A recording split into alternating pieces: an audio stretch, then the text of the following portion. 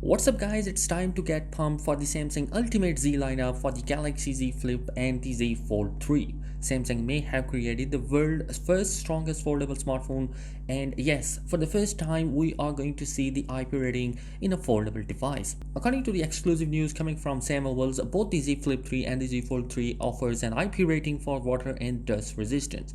With an official IP rating, this will make both foldable phones splash resistant. Other leakers have also heard the same thing. Pretty much Samsung has gone all out making their upcoming foldable phones splash resistant. Now they are not stopping there. Samsung has taken the durability to the next level. According to the leak coming from Let's Go Digital, Samsung has officially filed a trademark for new term armor frame. This points to a super upgrade is coming to the Galaxy Z Fold 3, as in Z Fold 2 Samsung has used the aluminum frame, and in Z Fold 3 we might actually see carbon or even titanium. Having a titanium will make the Z Fold 3 not only the strong, durable, but also lighter too.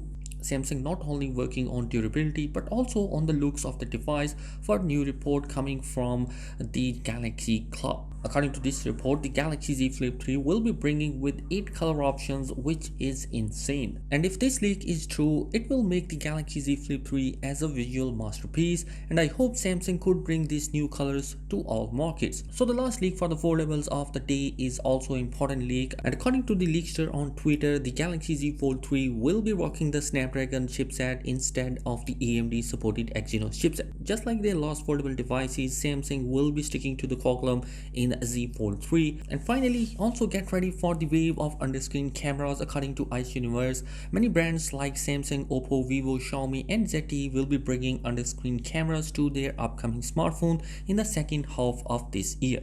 I am super excited for this. Let me know your thoughts in the comment section below, and if you are new here, be sure to subscribe for daily tech update, and I'll catch you in the next one. Peace.